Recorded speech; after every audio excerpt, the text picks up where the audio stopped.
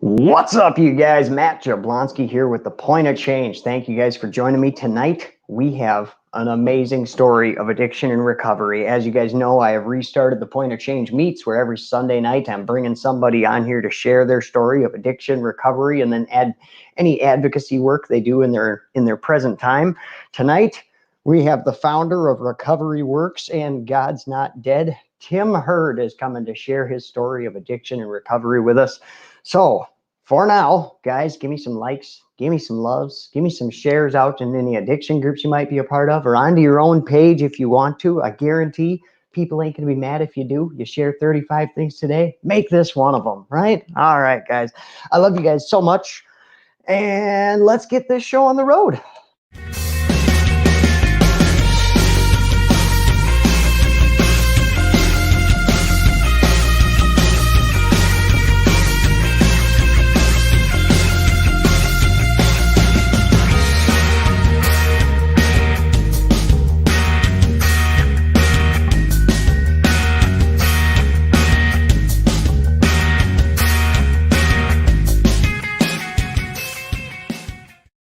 All right, what's up, you guys? Hopefully you guys got some time to get those shares out. Let me know in the comments where you guys are watching from, who's watching out there. Give me some recovery dates. Let me know how you guys are doing. I hope you guys had a beautiful weekend and are ready for a beautiful week starting tomorrow.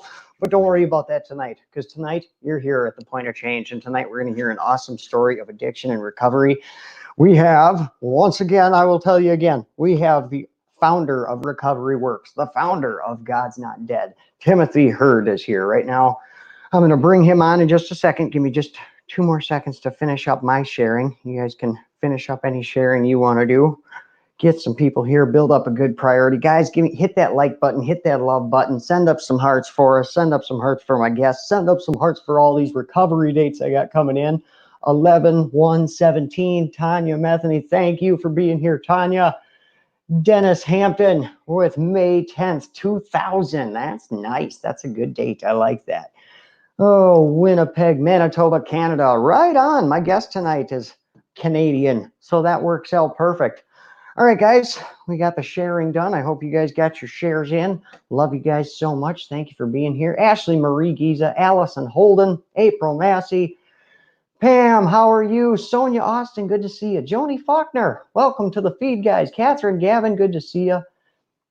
Pam with 7/25/2013. Thank you guys all for being here. Thank you guys for sharing me out here. I will bring my guest on here without further ado, ladies and gentlemen. Tim Hurd. Hey, how we doing, Tim? Hey, brother, how you doing? I'm doing good. Do you go by Tim or Timothy?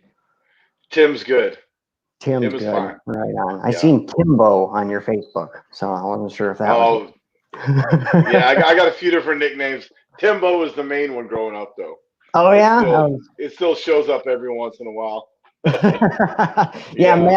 Maddie's been my nickname forever, bro. Like forever. So I know how that Yeah. goes.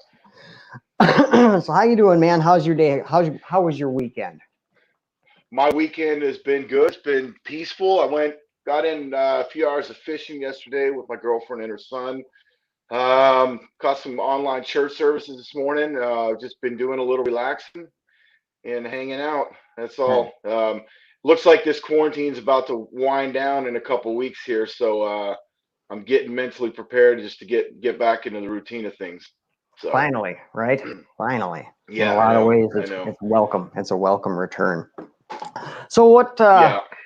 what was your earlier life like before all of this, before the recovery, before the drugs? What was growing up like for Tim Hurd?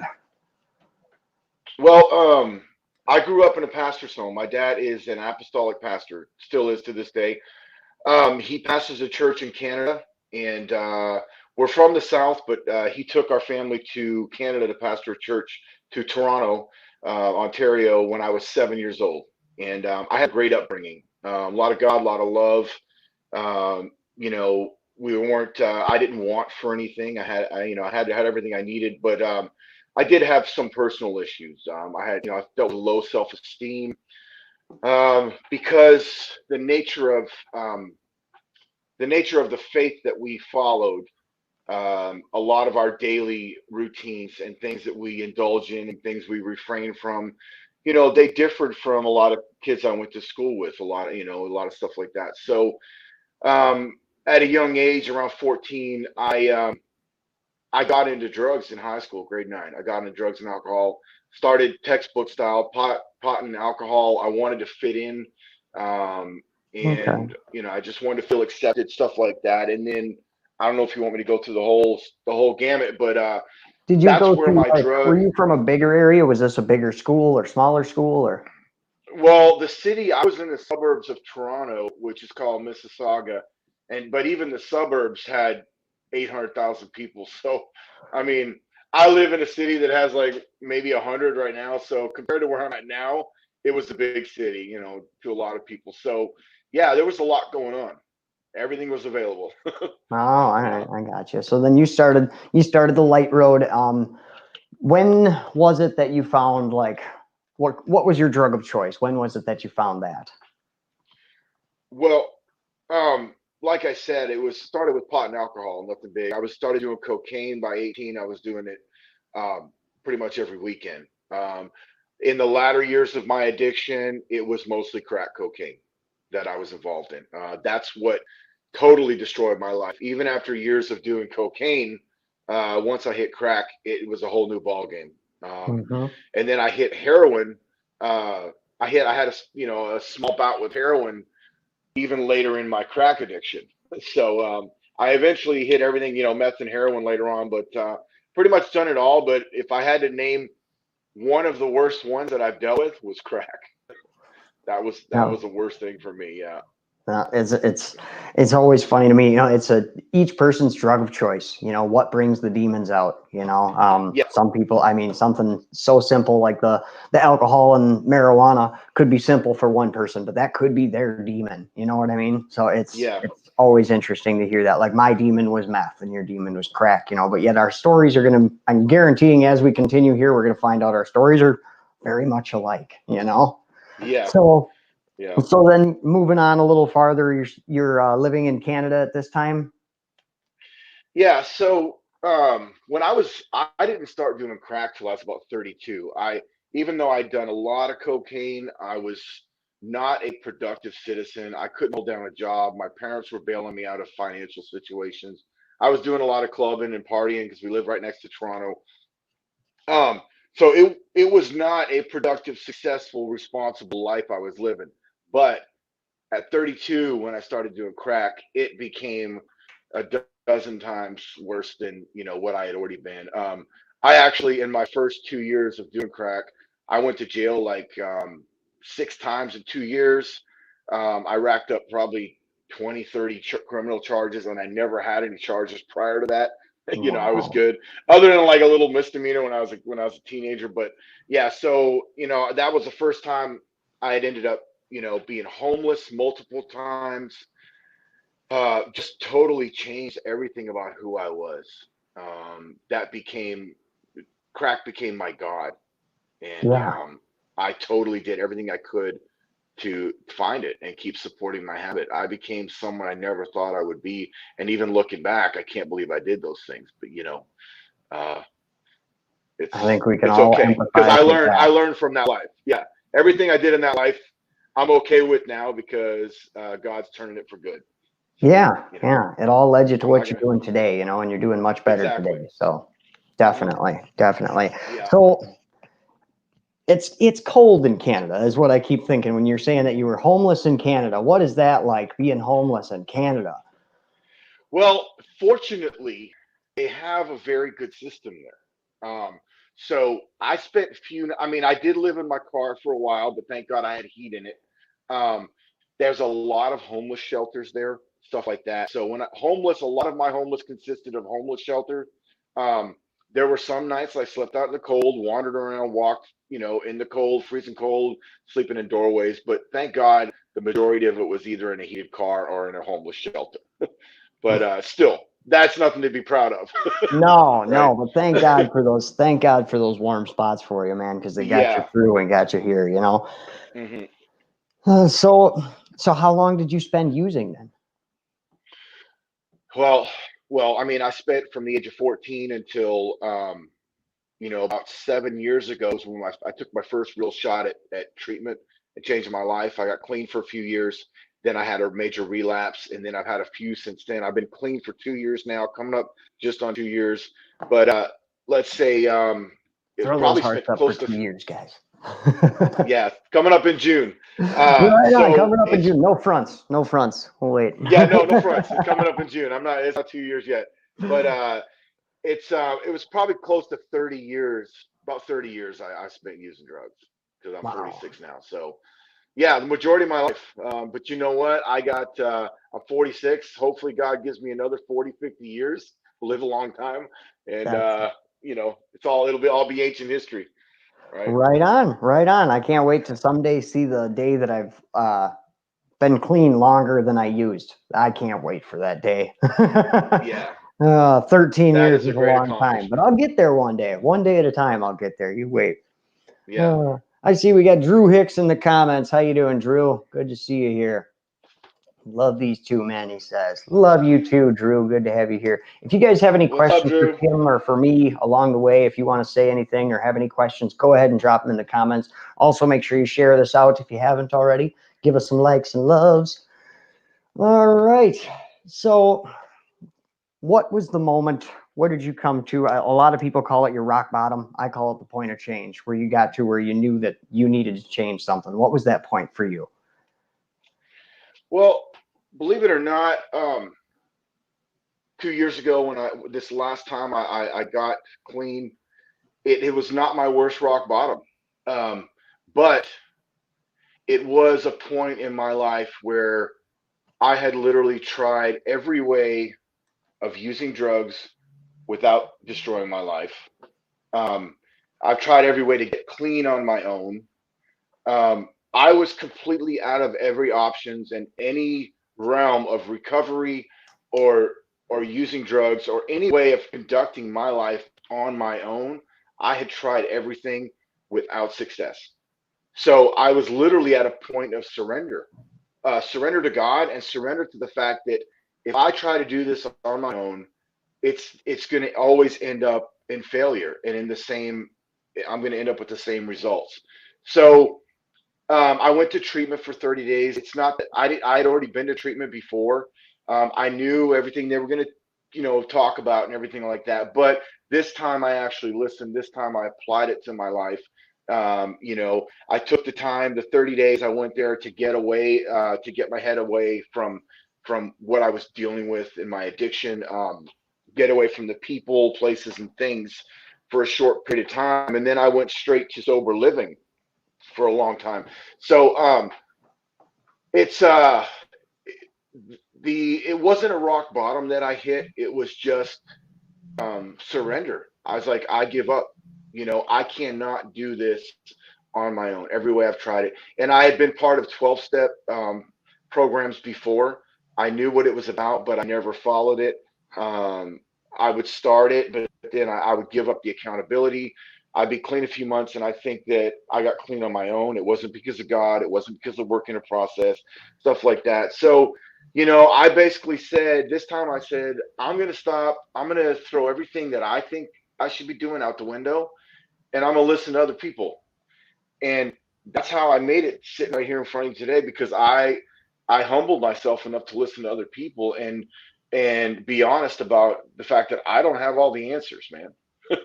I don't have Yeah. all the answers. Yeah. So Taking that's advice, accepting help from yeah, everyone else. yeah, that's the only way that any of us is going to make it, man. We can't, we have to have our own determination, but we can't. We have to be willing to listen to people who have been where we're at before. Um, Even people going through what we're going through. We just have to.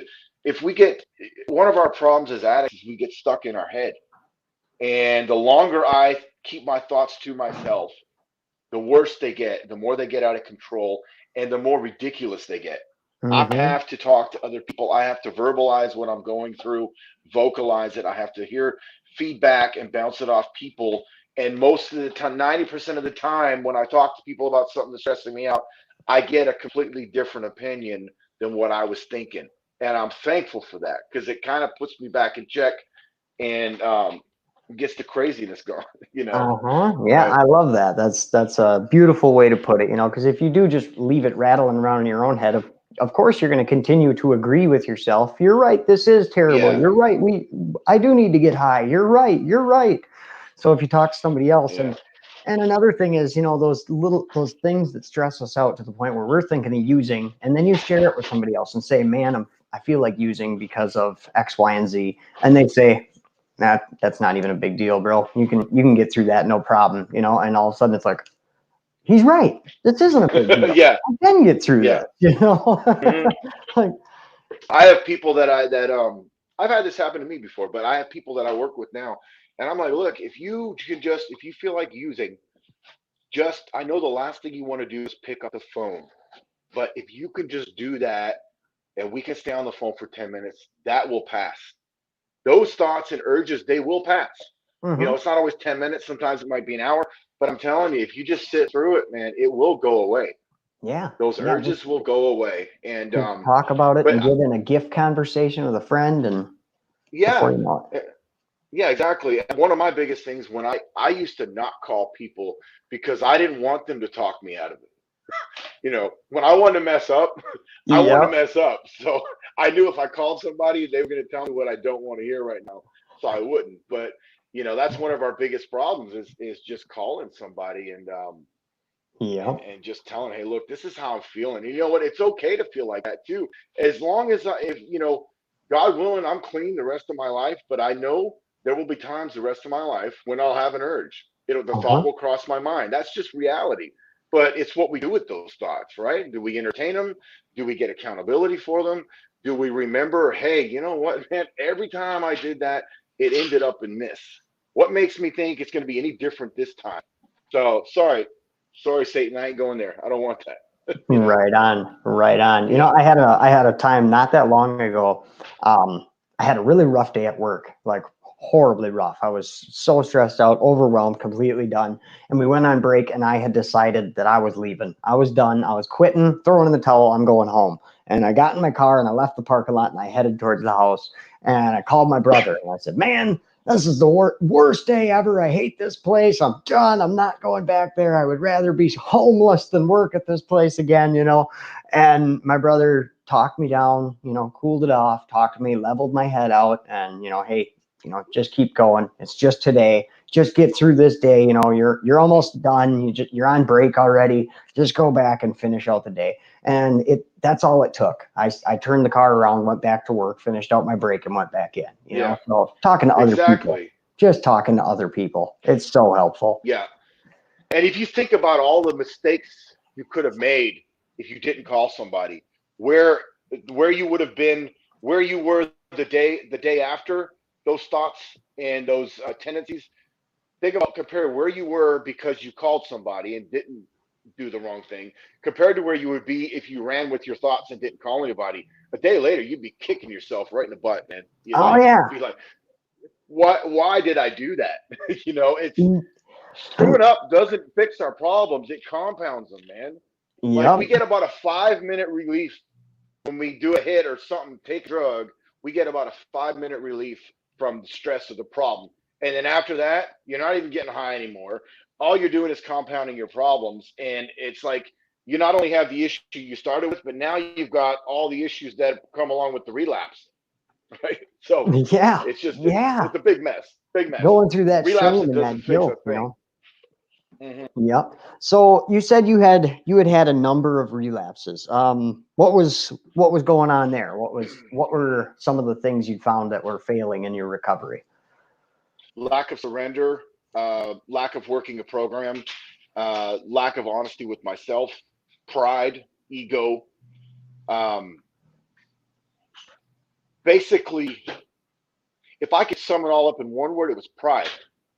Because pride kept me thinking I was the one that, when I get a few months clean, pride kept telling me that I was the one that I did it on my own. Pride kept me from being honest with a sponsor or a recovery mentor about the issues the underlying issues.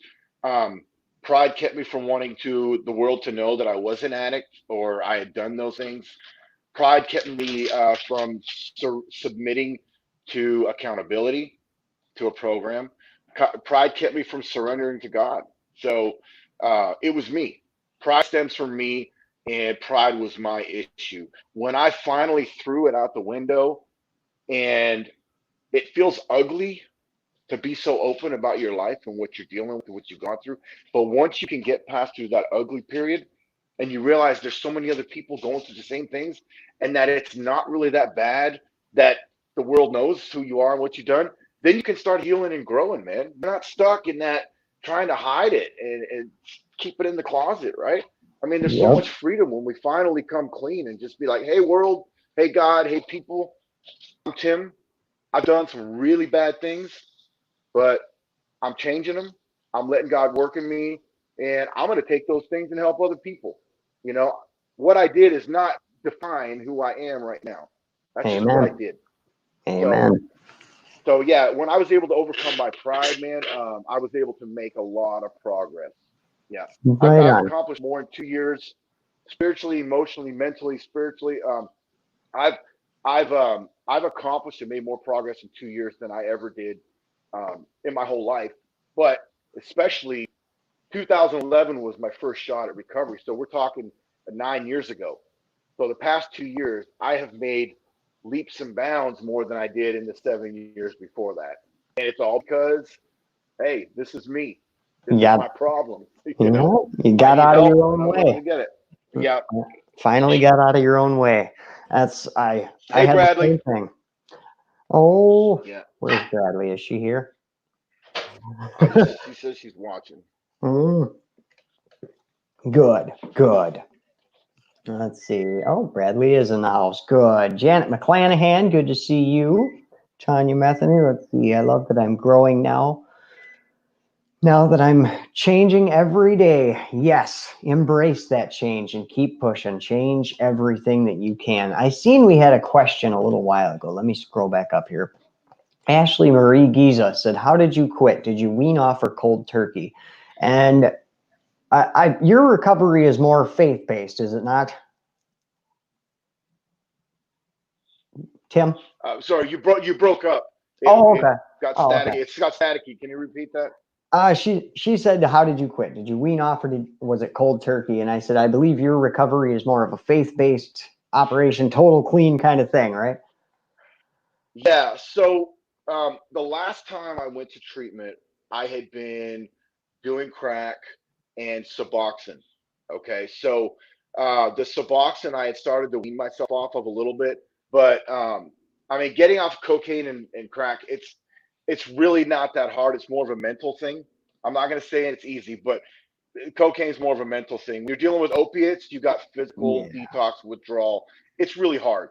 Mm-hmm. Fortunately, I went into detox for a week before I went to treatment because I knew I was going to have to. But I had started weaning myself off, so you could say it was cold turkey and weaning because I had it down to just a little bit. I was taking a day, the Suboxone, but then when I went to detox, that was it, and I haven't touched it since. So I guess I don't recommend cold turkey for, especially alcohol. That can be very dangerous.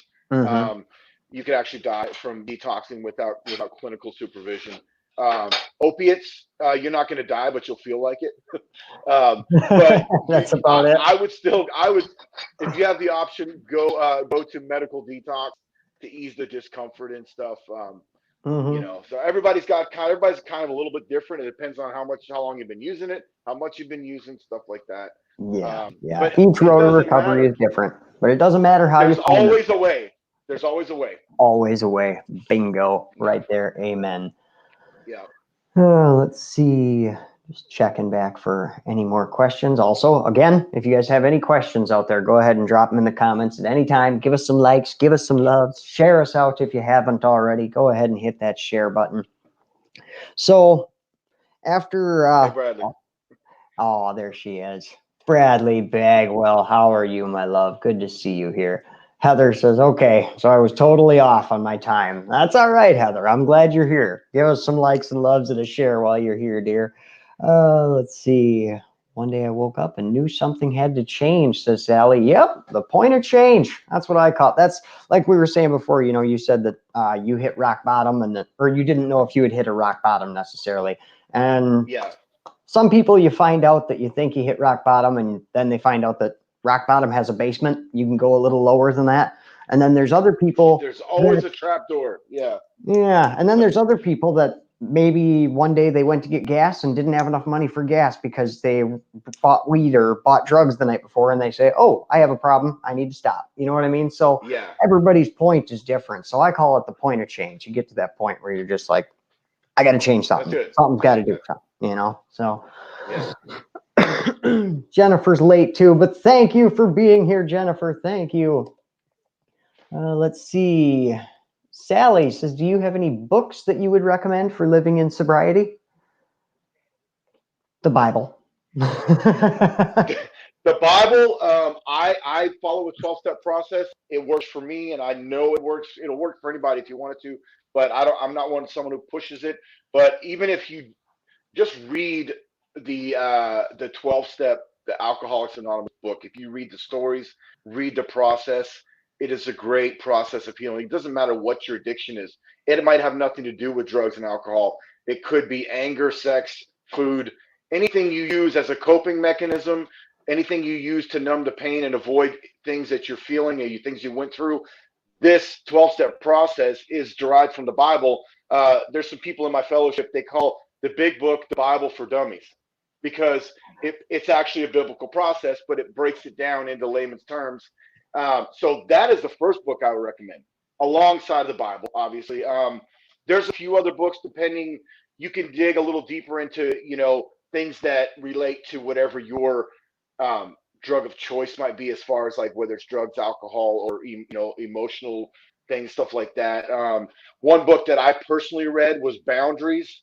It was all about setting boundaries. One of my big issues was people pleasing and not knowing when to tell people no. And I have had to learn to set up healthy boundaries. Like, you know what? No, I'm not going to get into details, but like sometimes you got to know when to tell people no. You got to be like, hey, this is hurting me somehow. You're infringing on my personal space. You're getting in my head. Put it nicely, but sometimes you just got to tell people no, and you got to stop trying to make everybody happy, man. You're not going to make everybody happy. I've learned that. I've learned that. Man, I spent so much of my brain power trying to like please everybody in my life, and it didn't work. Yeah. In the end, you end up being a bad guy anyways. Yeah. At the end of the day, I'm wore out mentally, and I haven't even made an impact, on these people.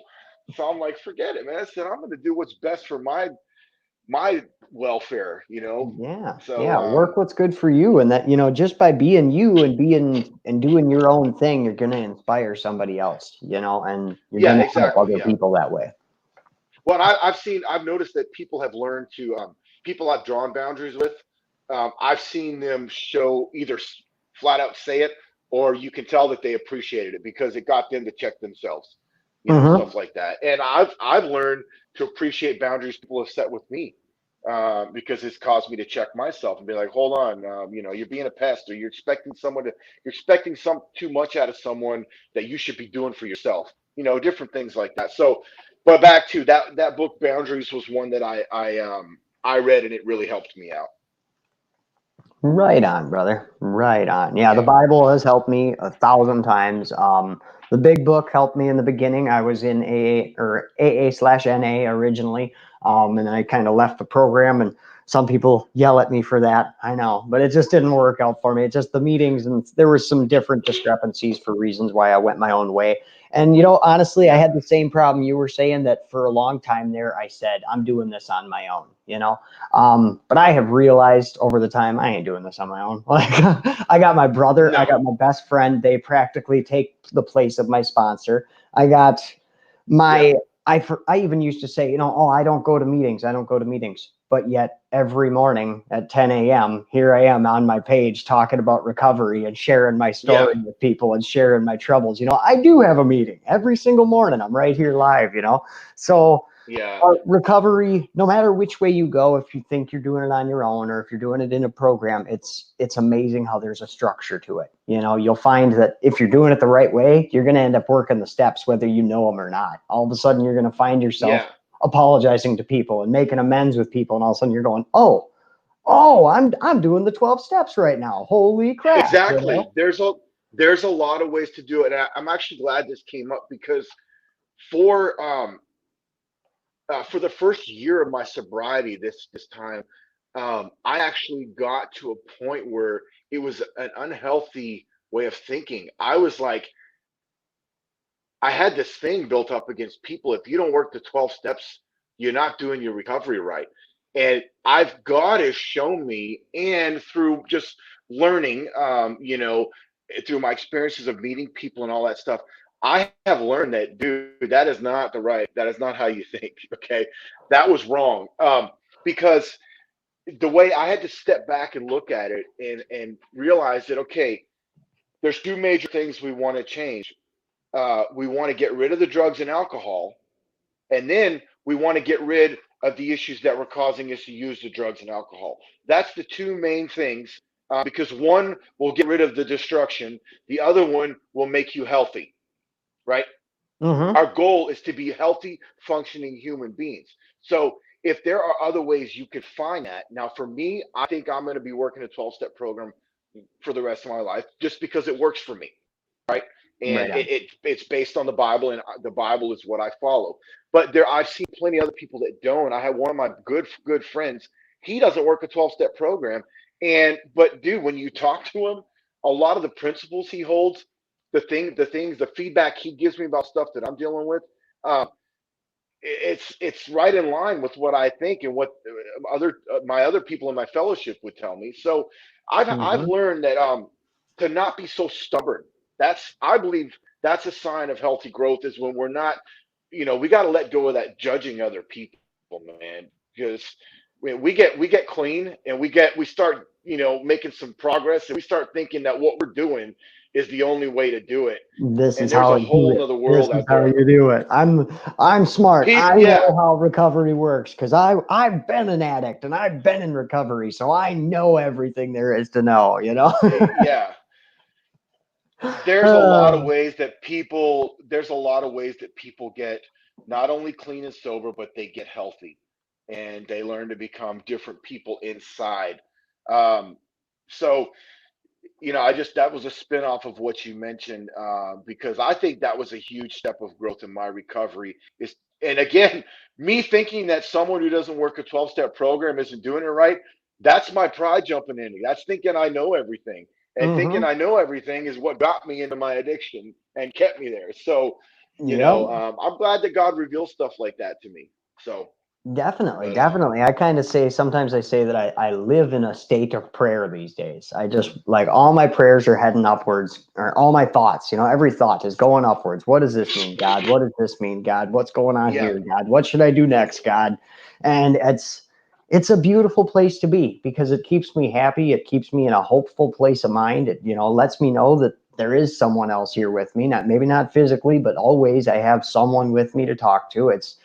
It's an incredible way to live, knowing that there is yeah, a higher power and that there is something connecting us all. And definitely, definitely. Yeah, God is the source of all of my anything I do in recovery. Anything in my life, God is the source and the foundation. right on. So, what brought you to the pages you're running these days? Recovery Works and God's Not Dead. Okay, so Recovery Works. I started it just a little over a year ago, and I had been clean about 6 months when I stumbled onto this online recovery community on Facebook.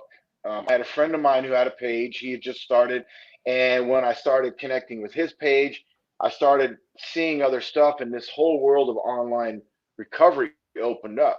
All over the world, the U.S. I started Yep. following pages and people and making friends with people and stuff, and I was like, this is really cool. This is just a whole nother something like an ad. It's not going to take the place of like my meetings and my fellowship and my local recovery, but it's a great addition to it, right? And I'm Yes. like, you know what? Yes. I've been a writer my whole life. I've been somewhat of a writer, and so I've done some editing and stuff like that for publishers. But I'm like, you know what? I'm gonna start a page, and I'm gonna just put some of my quotes on there about God and recovery and stuff, right? So I started it, and it's it just started, it kind of snowballed. I mean, I've hit 80,000 followers just like this week. So that's way more than what I thought. Yeah. Um, yeah, so it's been great. It's connected me. I've made so many good friends around the U.S. And just people that I talk to on the phone. Uh, I read their stuff, I share their stuff, vice versa. It's actually one thing that came out of it that was totally unexpected was the people who message me and call me, helping people get treatment. I don't try to be a counselor. I'm not licensed. I will tell you how I made it through something, and I'll talk to you. But I don't. I will not try to play the face of a counselor or a preacher or a pastor. But I've helped a lot of people get into treatment, and it's given me a lot of satisfaction. It's added to, because we already know that if we want to keep our recovery, we have to share it with other people and help other people. So Hmm. that's helped me a lot.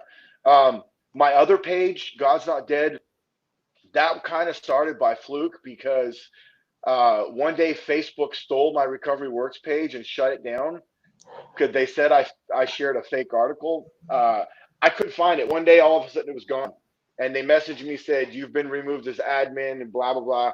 So I'm like, okay, well, it's gone. I'm gonna start a new page. So the next day, I started a new page, and it got up to about 6,000 followers, in a month or two. But Facebook ended up giving me my original page back. So then I had two pages. So now I just one of them's like pretty much just nothing but God, stuff like that. And the recovery one is all God too, but there's a lot of addiction, and it's focused on addiction and recovery in that.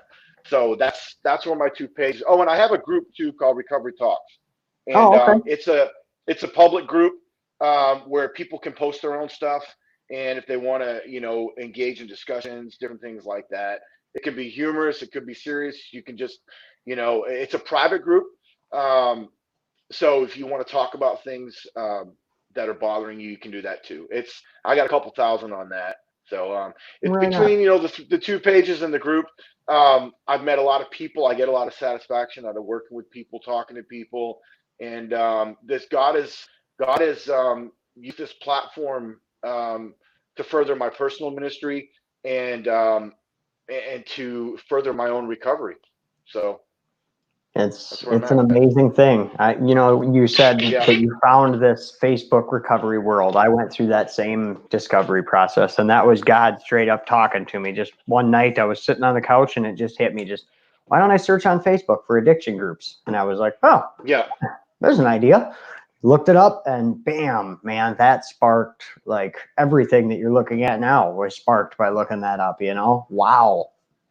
And it's yeah. almost like an iceberg. You see the tip. Everybody sees this tip of Facebook, but they have no idea that underneath there's this whole world of recovery going on. Yeah, yeah, yeah. It's more than, and that's one thing with this platform. You've got to make sure that your recovery, when you take away all the social media, that you've got strong roots in your recovery. It's not just to being out there posting a bunch of memes and doing a lot. I mean, live videos are great, and there's a lot, but you've got to have like people in your recovery in your local area that you're working with, you're talking to, you're listening to. For me, I got to be going to church, prayer, Bible reading. I got to have people that are helping and stuff.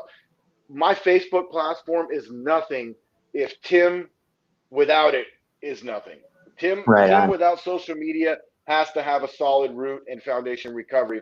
Otherwise, all this pages and stuff is a bunch of fluff, Yeah, right? So, yeah. Amen to you that. know, Amen to that.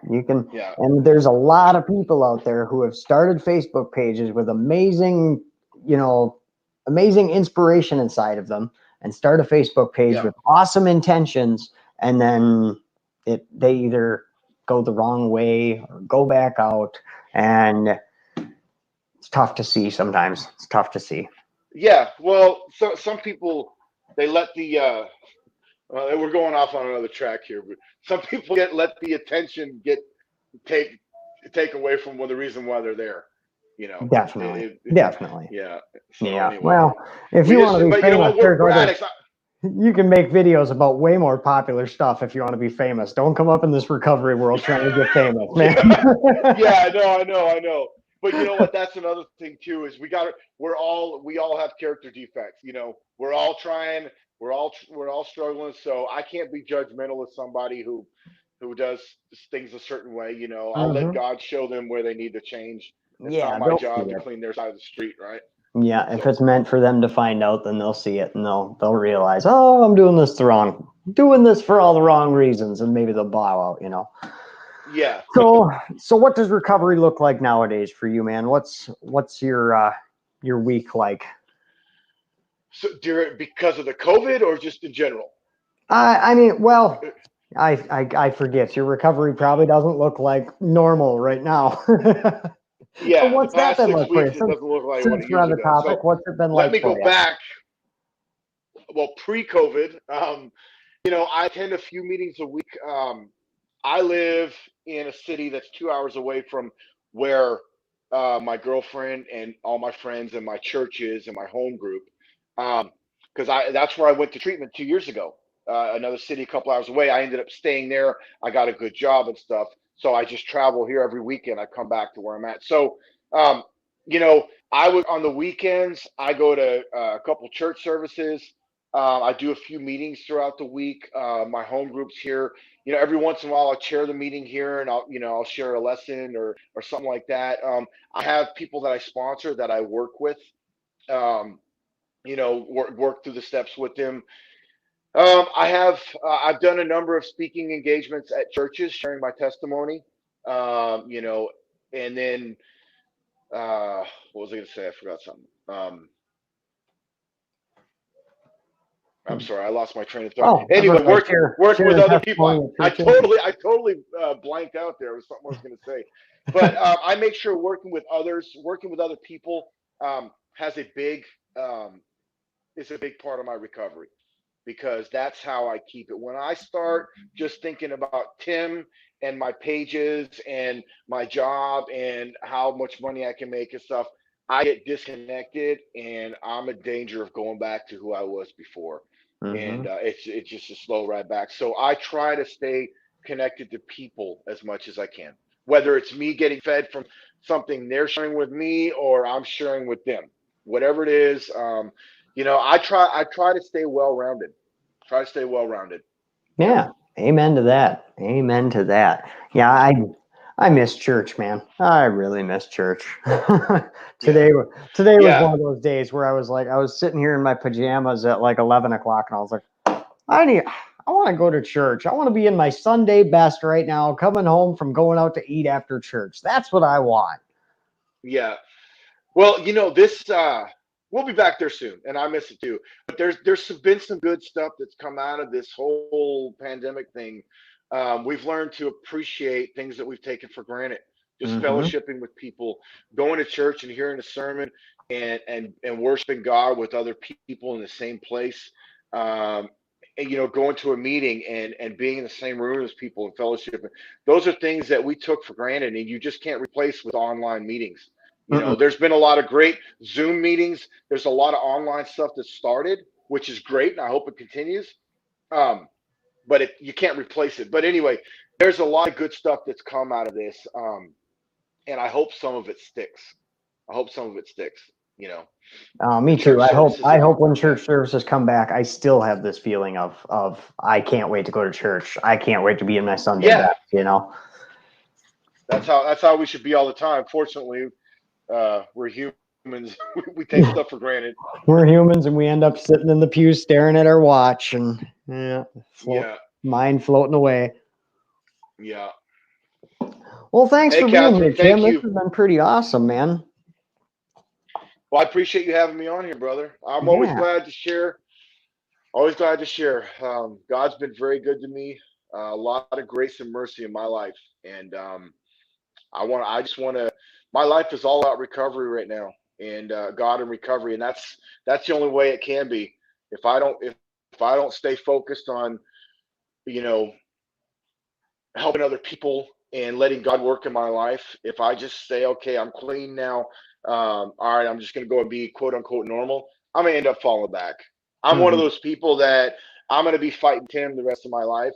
It doesn't have to be, a traumatic or dramatic battle, but I'm always going to have to keep on top of my tendencies. And as long as I'm engaged in my recovery, and seeking God, then he's going to work out all the other details.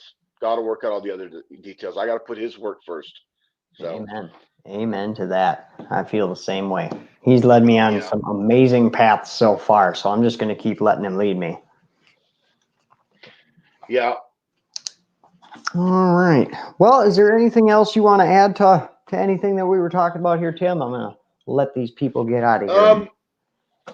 Well, I just encourage people to, stay connected. Don't try to work your recovery on your own. If you can overcome, your pride and that part of you that doesn't want to be open and honest with somebody, if you can overcome that, you're going to change. God's got a lot in store for you. You're going to start healing. Stay connected with people, and just don't think you can do this on your own. Always reach out to somebody. I don't know, man. Everybody's got their own story, so I'm reading some of these here. Hey, Catherine, love you. Bradley, thank you.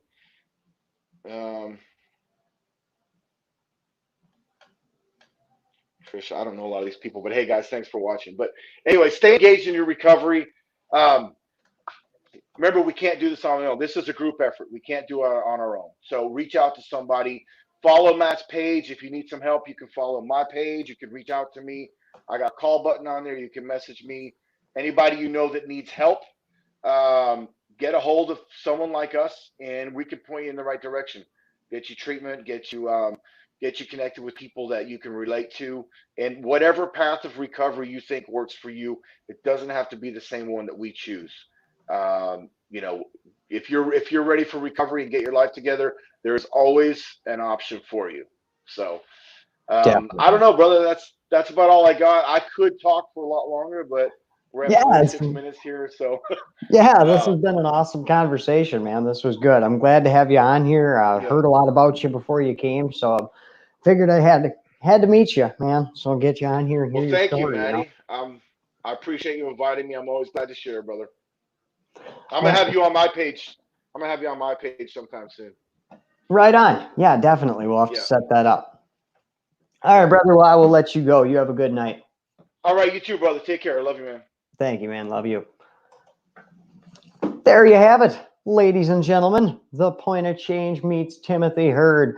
What a good guy. What an awesome guy. Awesome to have him here. It's the recovery world always blows me away when I message people that I've never talked to before and ask them to come on my page. And it's always just, yes, I'm totally down. When can we do it? Let's set it up. And I love that. I love that. So thanks again to Tim for being here. Make sure you guys are here next week at 9 p.m. Central Standard Time. We're going back to our normal time, and come by to hang out with me and Drew Hicks. That's going to be an awesome time next weekend. That's next Sunday. Well, you might be watching a replay. It might not be next Sunday. It's going to be Sunday, May. No, next week is not Drew Hicks. Back it up. Take back everything I just said, okay? Next week, Sunday, May 10th, is Mother's Day, and my mother will be here to talk about my addiction and my recovery. Hopefully, we focus more on my recovery because I don't like talking about my addiction with my mama. But also, make sure you remember that May 10th is Mother's Day, so call your mom, get her some flowers. That's about it. The week after that is going to be Drew Hicks. The week after my mom is Drew Hicks. Also, if any of you guys have an amazing story of addiction and recovery and you want to come on here and you want to share your story and sit in the hot seat and answer my questions, get a hold of me. Send me a message. I'd love to have you come on here. Or if you're coming up on a recovery date and you want an appreciation post made out on the Point of Change, send me a before and after picture and send me a short description of your addiction and recovery, and I'll post it for you. But check your spelling, because I'll just copy and paste it. I love you guys so much. Thank you guys for joining me tonight. Thanks again to Tim Hurd for being here, and I cannot wait to see you guys all tomorrow morning. I love you. Thank you for being here. Until tomorrow, stay happy, stay healthy, and stay clean.